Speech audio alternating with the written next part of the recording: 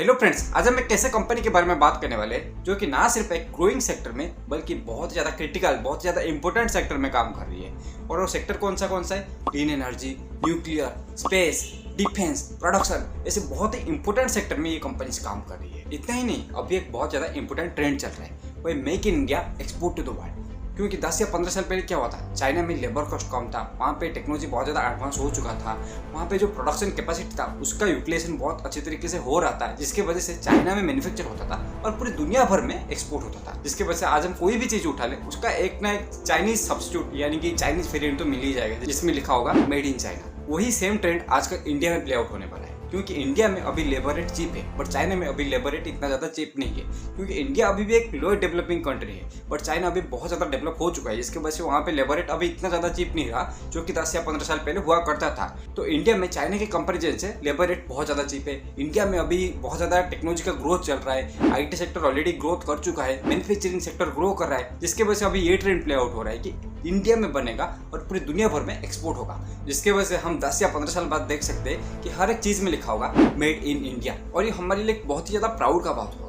और आज का जो हमारा कंपनी ये ऐसे ही बहुत ज़्यादा इंपॉर्टेंट सेक्टर, बहुत ही क्रिटिकल सेक्टर में काम करती है, जो कि ग्रोइंग सेक्टर भी है। और अभी जो ट्रेंड चल रहा है made in India export to the world, इसमें भी इसका बहुत ज़्यादा फायदा होने वाला है, क्योंकि अभी इसका 60% से ज़्यादा रेवेन्यू एक्सपोर्ट जाता है। और ये कंपनी का नाम है MTI टेक्नोलॉजीज लिमिटेड। तो चलिए आज इस कंपनी को डिटेल में एनालिसिस करते हैं, ये कौन से सेक्टर में काम करते हैं, इस सेक्टर में क्या क्या प्रोडक्ट बनाती है, इस कंपनी में अभी क्या क्या ग्रोथ ट्रिगर आने वाले हैं, और इस कंपनी में रिस्क क्या क्या है, और साथ ही साथ हम इसका वैल्यूएशन, और लास्ट में आप सभी लोग जानते हैं हम हमारा स्पेशल सेगमेंट भी करने वाले हैं। बट इससे पहले कि हम आगे जाए, आप टेलीग्राम ग्रुप को ज्वाइन कर लीजिए, क्योंकि वहाँ पे मैं जो न्यूज़ पढ़ता हूँ, जो आर्टिकल पढ़ता हूँ, उसका समरी आपको शेयर कर देता हूँ, ताकि आपको पूरा आर्टिकल ना पढ़े भी पूरी अच्छी तरीके से मार्केट में क्या चल रहा है, क्या ट्रेंड चल रहा है, उसका आइडिया लग जाए। तो टेलीग्राम ग्रुप का लिंक मैंने नीचे दे दिया, आप उसे जाके ज्वाइन कर सकते हैं। तो चलिए अब वीडियो का शुरुआत करते हैं और इनके एक एक सेक्टर को डिटेल में एनालिसिस करते हैं। तो अगर इनका सेक्टर वाइज रेवेन्यू का ब्रेकअप देखेंगे, देन FY22 में क्लीन एनर्जी से 62.6%, डिफेंस से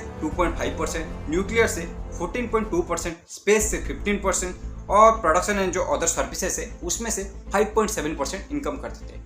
और जो FY21 का देखेंगे देन इसमें से भी बहुत ज़्यादा चेंज हुआ है, क्योंकि क्लीन एनर्जी और डिफेंस के सेगमेंट का जो रेवेन्यू में मिक्स है वो थोड़ा इंक्रीज हुआ है, और जो न्यूक्लियर वाला सेगमेंट है वो थोड़ा कम हुआ है। और यहाँ पे बहुत ही ज़्यादा इंपॉर्टेंट बात आ जाता है, क्योंकि जो मैंने पिछला वीडियो बनाया था डाटा पैटर्न लिमिटेड के ऊपर, उसके बाद मुझे टेलीग्राम में बहुत सारे लोग बोले कि आप MTR के ऊपर वीडियो बनाए, क्योंकि वो भी एक डिफेंस स्टॉक है और बहुत ही अच्छे तरीके से काम कर रही है। बट यहाँ पे एक्चुअली डिफेंस स्टॉक नहीं है, क्योंकि इसका मेजॉरिटी ऑफ द रेवेन्यू 50% से भी ज़्यादा रेवेन्यू, कभी कभी से 60% भी चला जाता है, ये क्लीन एनर्जी से आता है। तो जिस कंपनी का क्लीन एनर्जी से इतना ज़्यादा रेवेन्यू आता है देन आप उसे डिफेंस स्टॉक नहीं बोल सकते, क्योंकि डिफेंस से इनका पास 2.5% ही आता है। हाँ, ये सेक्टर बहुत ज़्यादा तेज़ी से ग्रो कर रहा है और डिफेंस में भी कुछ अच्छे से जगह पे काम करे, अच्छे से इंडस्ट्रीज के साथ काम करे, डिफेंस स्टॉक बोल सकते हैं। लेकिन प्योरली जैसे डाटा पैटर्न था उस तरीके से डिफेंस प्ले नहीं है। बट ये जब बहुत ज़्यादा सेक्टर्स में काम करे तो हमारा रिस्क भी डाइवर्सिफाइड हो जाता है और बहुत सारे सेक्टर्स का अपॉर्चुनिटी हमें एक कंपनी के अंदर मिल सकता है। तो चलिए अभी सेक्टर्स के बारे में बहुत ज़्यादा बातें हो गई, अभी एक एक सेक्टर को डिटेल में एनालिसिस करते हैं। तो जो पहला सेक्टर हम लोग पकड़ने वाले वो न्यूक्लियर पावर सेक्टर, क्योंकि 2019 में इंडिया में न्यूक्लियर पावर का कैपेसिटी था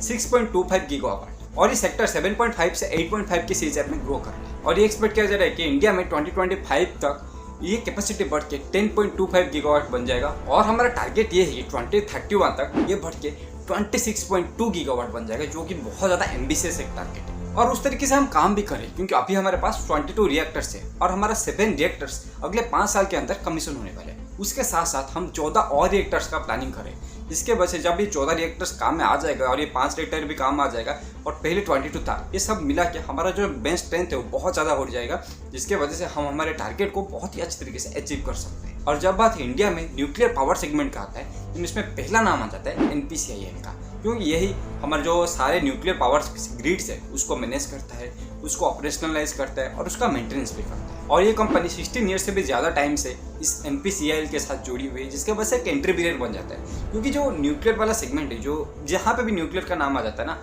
वहाँ पे बहुत ज़्यादा सेंसिटिविटी आ जाता है, बहुत ज़्यादा प्रोडक्ट का सेंसिटिविटी आ जाता है। क्योंकि अगर आपने कॉस्ट ऑप्टिमाइजेशन करने के लिए कुछ भी इधर उधर लगा दिया देन कुछ भी ब्लास्ट हो सकता है, जिसका प्राइम एग्जाम्पल है चेरनोबिल। अगर आपने चेरनोबिल नहीं देखा देन आप देख सकते हैं कि एक छोटा सा प्रोडक्ट में ऑप्टिमाइजेशन की वजह से, जो कॉस्ट एफिशिएंसी की वजह से कितना बड़ा एक न्यूक्लियर पावर प्लांट ब्लास्ट हो सकता है। तो इसके वजह से ये प्रोडक्ट में एंट्री बैरियर बन जाता है, क्योंकि अगर आपने एक अच्छा प्रोडक्ट 16 साल तक सप्लाई करते आ रहे देन ये बहुत ही लेस लाइकली है कि वो ऑर्गेनाइजेशन किसी और कंपनी के पास जाए प्रोडक्ट मैन्युफैक्चर करने के लिए। वो मोस्टली आप ही के पास आएगी, क्योंकि आपने 16 साल तक कुछ अच्छा प्रोडक्ट सप्लाई किया है और आपके ऊपर ही वो ट्रस्ट करती है। तो इसको लेके अगर कौन से प्रोडक्ट सप्लाई करते हैं इसके बारे में बात करें, देन ये सील्ड और सीलिंग प्लस सप्लाई करते हैं, उसके साथ साथ लीनियर ट्यूब सप्लाई करते हैं जो कि एज ए कूलेंट रिएक्टर में यूज होता है। उसके साथ साथ ही ग्रिड प्लेट और ब्रिज एंड कॉलम मैन्युफैक्चर करते हैं। जो ब्रिज एंड कॉलम है वो जनरली फ्यूल मशीनिंग हेड है, उसको लोडिंग एंड अनलोडिंग करते टाइम ट्रांसफर करने का काम में आता है। और जो फ्यूल मशीनिंग हेड है ना, वो भी यही लोग बनाते हैं। और ये जो प्रोडक्ट है, जो फ्यूल मशीनिंग हेड है, वो बहुत ज़्यादा कॉम्प्लेक्स और बहुत ज़्यादा क्रिटिकल प्रोडक्ट है। कॉम्प्लेक्स इसीलिए क्योंकि ये प्रोडक्ट बनाने के लिए आपको 600 पार्ट्स चाहिए और 600 पार्ट्स को मिला के ये प्रोडक्ट बनता है। और क्रिटिकल इसीलिए है क्योंकि जो फ्यूल बंडल्स है उसका लोडिंग एंड अनलोडिंग में काम आते हैं। जो ब्रिज एंड कॉलम है ऊपर ट्रांसफर के लिए काम आता है, जो फ्यूल मशीनिंग हेड है वो लोडिंग एंड अनलोडिंग में मेन काम करते हैं। और एक भी क्रिटिकल मैकेनिज्म ये लोग बनाते हैं जिसका नाम है ड्राइव मैकेनिज्म, और ये पावर प्लांट को पर्पसफुली चलाने में और शटडाउन करने में मेन काम में आता है। और ये जो न्यूक्लियर पावर वाला सेगमेंट है, ये इनके रेवेन्यू में लगभग 12% से 30% तक कंट्रीब्यूट करता है, क्योंकि सारी चीज़ डिपेंड करता है कितना ज़्यादा ऑर्डर आता है। और अभी करेंटली 14% कंट्रीब्यूट कर रहा है। और अगर इनके क्लाइंट बेस के बारे में बात करें इस सेगमेंट में से, देन उसमें आ जाता है BARC, BAE, IGCAR, NPCIL, Bhavini, NFC, ऐसे बहुत बड़े बड़े ऑर्गेनाइजेशन आ जाते हैं। और ये जो सारा ऑर्गेनाइजेशन का मैंने नाम बताया, ये इंडियन गवर्नमेंट के अंदर न्यूक्लियर फील्ड में काम करता है। तो ये तो हो गया न्यूक्लियर एनर्जी के बारे में। अभी आ जाते हैं स्पेस और डिफेंस के सेक्टर में। और अगर पहले स्पेस के बारे में बात करें तो इसरो, अभी आप सभी लोग देख रहे हैं कि कितना ज़्यादा सैटेलाइट लॉन्च कर रहा है, क्योंकि इसरो बहुत ही कम कॉस्ट में सैटेलाइट को लॉन्च कर रहा है, जिसके वजह से जो बाकी के कंट्रीज है, जो फॉरेन कंट्रीज है, वो भी आके इसरो से सैटेलाइट लॉन्च करवाते हैं। और जो प्राइवेट कंपनीज है वो भी आके इसरो से सैटेलाइट लॉन्च करवाते हैं, जिसके वजह से जो कंपनी इस लॉन्चिंग व्हीकल में इक्विपमेंट सप्लाई करती है उसका बहुत ज़्यादा ग्रोथ होता है, और जो सैटेलाइट भी बनाने में हेल्प करती है उस कंपनी को भी बहुत ज़्यादा ग्रोथ होता है। और ये कंपनी दोनों फील्ड्स में काम करते हैं, जिसके बारे में हम आगे डिस्कस करने वाले इसके प्रोडक्ट्स में। साथ ही साथ इसरो अगले 2 साल में 32 लॉन्च व्हीकल और 31 सैटेलाइट्स लॉन्च करने वाली है। सिमिलरली अगर डिफेंस सेक्टर के बारे में बात करें, देन गवर्नमेंट इसमें अगले 5 या 7 साल में 4000 बिलियन रुपये स्पेंड करने का प्लान करेगी। और डिफेंस में कितना ज़्यादा प्रायोरिटी अभी प्राइवेट कंपनीज को दिया जा रहा है, आप मेरे प्रीवियस वीडियो देख के जान सकते हैं, क्योंकि उसमें मैंने डिफेंस सेक्टर का बहुत ही अच्छा एनालिसिस किया था। तो अभी मैं उस चीज़ को रिपीट नहीं करना चाहूँगा। आप अगर उसे जानना चाहते हैं, मेरे इस वीडियो के बाद उस वीडियो को भी जाके देख सकते हैं। मैं आई बटन में उसका लिंक दे दूंगा या फिर डिस्क्रिप्शन में उसका लिंक दे दूँगा। और ये कंपनी इस सेक्टर में क्या क्या प्रोडक्ट बनाती है, उससे पहले मैं आपको एक छोटा सा स्टोरी सुनाना चाहूँगा, क्योंकि मैंने जो पिछला वीडियो बनाया था उसमें ये मैंने बताया था कि जो कंपनी था, जो टाटा पैटर्न इंडिया लिमिटेड, वो बहुत सारे इंपोर्टेंट प्रोजेक्ट में काम कर रहा था, लेकिन एक प्रोजेक्ट मिसिंग था, ये अग्नि। क्योंकि अग्नि हमारा सबसे मोस्ट पावरफुल मिसाइल है, वो कम्प्लीटली इंडिजिनस है, लेकिन उस प्रोजेक्ट में वो कंपनी काम नहीं कर रहा था। तो मैंने ये ढूंढना स्टार्ट कर दिया कि अग्नि को कौन कौन कंपोनेंट सप्लाई करते हैं। तो यहाँ पे मुझे कंपनी का नाम मिला। उसके बाद मैंने कंपनी के बारे में पूरा रिसर्च किया था।